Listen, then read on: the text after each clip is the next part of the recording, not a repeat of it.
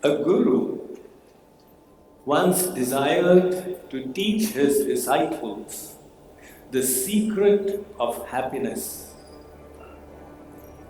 He gathered 100 of them together, handed over a balloon, asked them to fill their balloons. They were cynical. What is he intending to instruct by this? Nevertheless, they obeyed. Once the 100+ balloons were filled, the Guru asked the disciples to go and put them in a small storeroom. That was done with each of them writing their names on their balloons. After they had left them in the store and come back, the Guru said, "Now go and get your own balloon back." As they all piled into the room, there were sounds of quarrel and fighting, as each was searching for their balloon. And suddenly some bangs as a couple of them were getting burst in the confusion, leading to great dissatisfaction and unhappiness. The Guru then called them all back and said, "Do it my way. Just go and get any balloon that you can." They all came to him with single balloons. He said, "One at a time, read the name and hand over the balloon to the person whom it belongs." The whole atmosphere transformed, and each got their balloon in a little while. Each was happy. The Guru said, "Look, the way to get happiness is by giving happiness to somebody else." It's a very simple formula, but the doctors will tell you that the act of giving releases serotonin, a chemical in the brain which makes you feel good. It enhances your health and your experience of happiness. Not only that, researchers have discovered that if you observe somebody else giving, that itself creates such a wonderful sensation in yourself. The serotonin chemical again in the brain makes you feel good and makes you healthier as well. Why should we give? There was a blind beggar sitting on the roadside with a board which said, "I am blind and cannot see. Please help." As the passers-by filed across, one out of many would hand over a coin in his bowl. One person went by and saw the board. He turned it around and wrote something on the other side and placed it in front. After that, the bowl started filling up rapidly. After a few hours, the man returned to see the response. The beggar recognized his footsteps and he said, "Sir, are you the person who wrote something on my board?" The man said, "Yes." "Sir, what is it that you wrote? Every few minutes I hear the jingle of somebody giving." The man said, "I wrote the same message as you had written, but put it in a different manner. You had said, 'I am blind, I cannot see, please help.' I wrote on the other side, "It's a beautiful day, and all of you are enjoying it, but I cannot." The message was the same, but it emphasized the fact that we all have received so many blessings, and we should feel gratitude for them out of that sense of having been blessed, that sense of having received so many mercies from God. When we give, the desire to give is natural. You see, when we give, in the eyes of the person who receives, it is a tremendous gift. As the saying goes, that for the patient, the doctor is like God. I'm reminded of a story of a little urchin boy with tattered clothes who was standing at the window pane of a shoe shop. He himself, this little urchin boy, was barefooted on that cold pavement, and he was ogling at these wonderful slippers and shoes across the glass pane. One old lady going by, seeing the boy, was moved to great compassion. She caught his hand and pulled him into the shop. She asked the shopkeeper for some hot water and soap and a towel. She made the boy sit and personally washed his feet. Then she took him around and got him to select the shoes that he chose. She purchased the shoes and socks, put them onto his feet, and said, "Thank you so much." Before leaving, the boy said, "Excuse me, are you the wife of God?" You see, in the eyes of that little boy, this giver was like God. So, to give is not something great that we do. It is a privilege. It is an opportunity that is bestowed upon us by the Supreme. Today we are all gathered here to celebrate this wonderful festival of Deepavali. Deepavali is a sandhi, a synthesis of Deep and Avali, meaning rows of lights. The first time this festival of Deepavali was celebrated was many millennia ago, when the Supreme Lord, who is all pervading in this world and who is seated in the hearts of all of us, had chosen to descend in the human form and display his divine pastimes. As a part of those, by the misdirected stratagem of Kaikeyi and Manthara, he was obliged to go to the forest for 14 long years, plunging the residents of Ayodhya in an ocean of gloom in separation from their Lord. After killing the demon Ravan, when Lord Ram returned to Ayodhya, the residents were so overjoyed to receive the Lord of their hearts and life back in their midst that they spontaneously celebrated the occasion by bursting firecrackers and illuminating that city.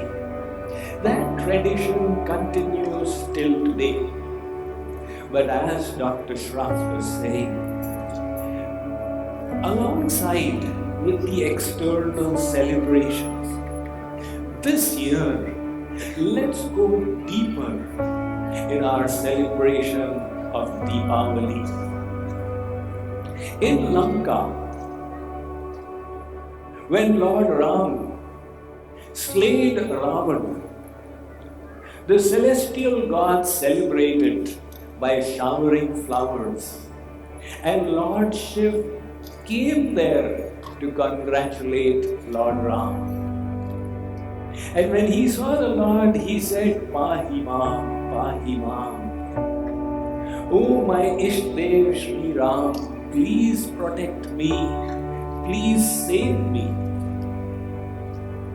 Lord Ram said, Umapati Mahadev, I have killed Ravan.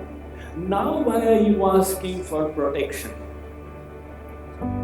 Lord Shiv said, Maharaj, I don't need protection from this Ravan. This Ravan will be killed many, many times henceforth. The festival of Dussehra. In the city of Delhi, you have thousands of Ravans being burned every Dussehra. Until recently, the Supreme Court put a ban because of the pollution. Shankarji said, Maharaj, I want protection from the Ravans inside, the demon of lust, the demon of anger, of greed. So in the same way, as a part of our Deepavali celebrations, we clean the heart to welcome the Lord. We clean our house, but we should also look into the crevices of our heart to see whether there is something dirty, something detestable there that needs to be cleaned, and make that the focus of our efforts. As we illumine our houses, let us also illumine our intellect with the divine knowledge of the Vedic scriptures that has been made so easily available to us by virtue of being born in the Indian community. One of the major aspects of Deepavali celebration is the worship of Mother Lakshmi. This is the highlight of Deepavali. Business people, they close their accounts and they open new accounts on this day to receive the blessings of Mother Lakshmi. But towards Lakshmi Devi, there are three attitudes that one can harbor. The first attitude is to see Lakshmi as your mother and thereby demand her to satisfy your desires. Oh mother, I want this. Oh mother, I want this. One form of Lakshmi is as the divine goddess. She is the goddess of prosperity, the goddess of fortune. And the other is the prosperity that we have. Some people look on the wealth they possess as a means for fulfilling their puny desires, which are endless and ever increasing. For them, Lakshmi is like the mother who will serve their needs. Some people see Lakshmi as the wife. That was the mistake that Ravan made. He saw the divine mother, Tyagya Shakti, as a source of personal enjoyment. And that is why he kidnapped Tyagya Shakti. So if we see our Lakshmi as merely a means to gratify our senses, then we are in the mode of Ravan. But the scriptures say that the soul must strive one day in one life to transcend all these perspectives and learn to see Lakshmi as the daughter. The parents raise the daughter with great love and care. They adorn her with wonderful skills and qualities, knowing very well that one day she will leave the house and go to somebody else. She doesn't belong to us. She belongs to somebody else. In the same way, the divine perspective towards Lakshmi is to see that as the property of God. And whatever we have under our care, we are merely the caretakers. That is why the scriptures say, Yavat priyeta jatharam tavat swatvam hidena adhikam yobhi manyeta sasteno dandamarhati. Merely as much as is required, utilize that, and the rest, give it away. Some people are like the reservoir, while others are like the river. The reservoir keeps gathering water, but when water stays and stagnates, it putrefies and stinks. And the river continuously flows. It remains ever fresh. In the same manner, some people believe that we receive in order to give. In other words, there are three aspects of life. First you learn, and then you earn, and then you return. So wealth is very much like manure. See, manure, if it piles up in one place, it creates a foul odor. But if you spread it around, it nurtures life and it's highly beneficial. So in the same way, let us celebrate the festival of Deepavali by enhancing the sacrifice we make, enhancing our service attitude. The good news is that the amount of loan to be repaid, it is there within all of us. Together we have the capacity to repay the loan. And the bad news is that the money is still in our pockets. So we need to loosen those pockets a little bit. Some people believe that yes, we must give, but not now. When I become prosperous, I will definitely do it. Well, let me share with you some interesting statistics. The poorest of the 50 states of USA is Mississippi. There's a saying in English, thank God for Mississippi. You know why is this saying got created? Whenever they rank the states in education, income, Mississippi is always last. So the second and third last states, they say, thank God for Mississippi, we are not at the bottom of the table. However, when it comes to charitable giving, Mississippi ranks number 6 in America. On the other hand, New Hampshire is number 6 in its average income amongst the 50 states of America. But when it comes to charitable giving, it ranks 46th. So people don't give from the top of their purses. They give from the bottom of their hearts. From the side of God, a rule has been made for all of society.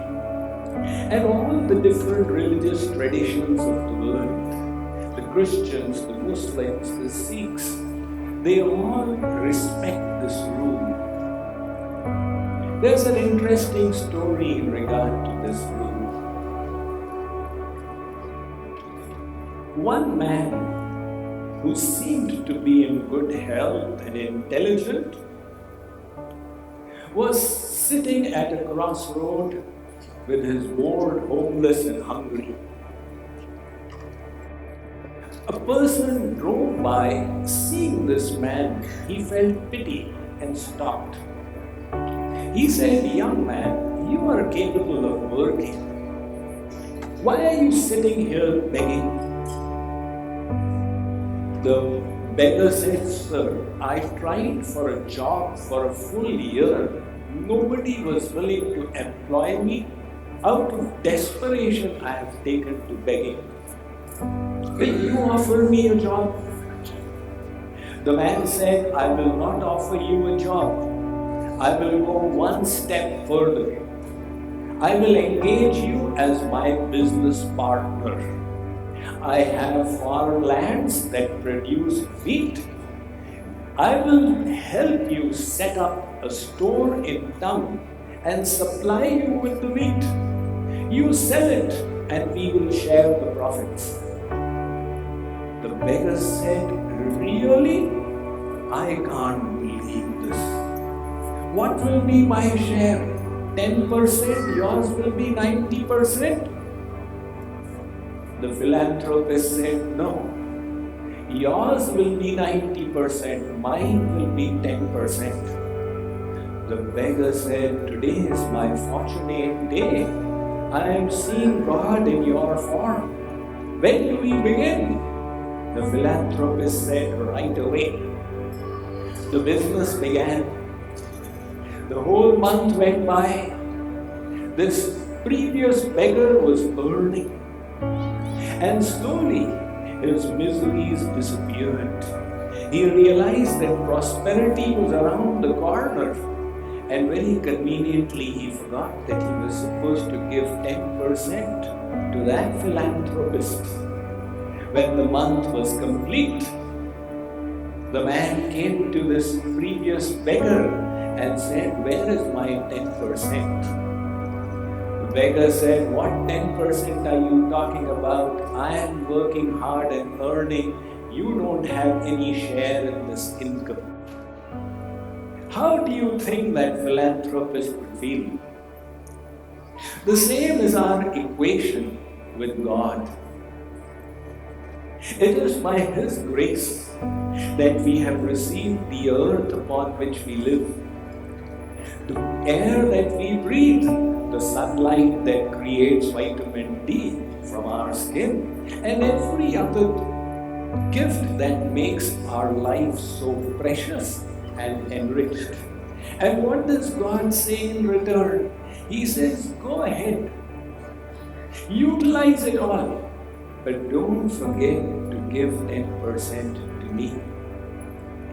न्यायोपार्जित वित्तस्य दशमांशेन धीमतः कर्तव्यो विनियोगश्च ईश्वर प्रीत्यर्थमेव च.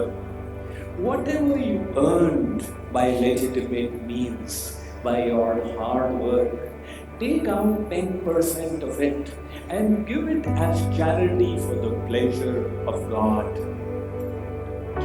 We, having received those gifts, when it comes to giving, conveniently forget. We can do the mathematics for our own selves, all our lives.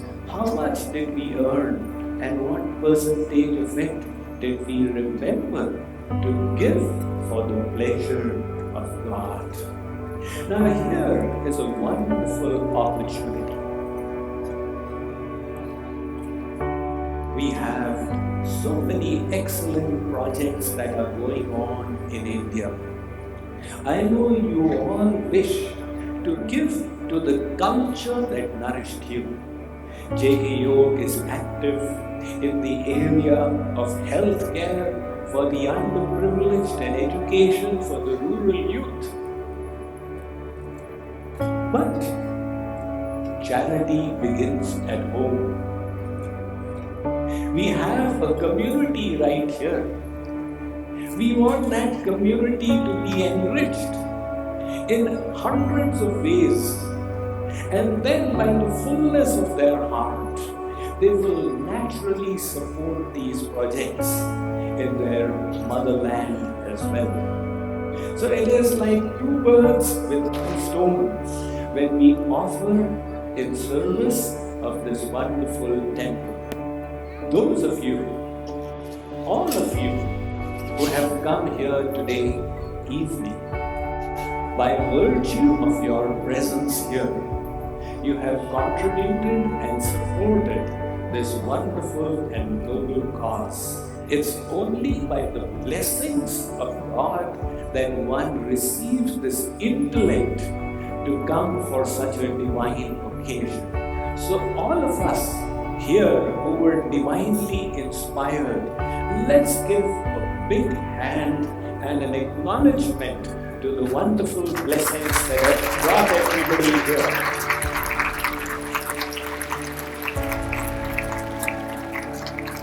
Those of you who have gone a step further and so generously from your hard-earned money made a further donation, let's express our appreciation to them all as well.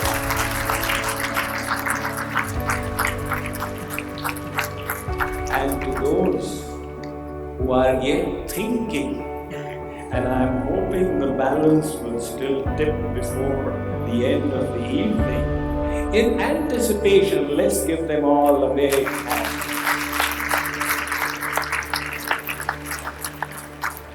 In the end, let us say the wonderful prayer that is a part of our culture and so much a part of our Deepavali celebration. Asato ma sadgamaya, tamaso ma jyotirgamaya, mrityorma mritangamaya. Om Shanti Shanti Shanti. Thank you all very much.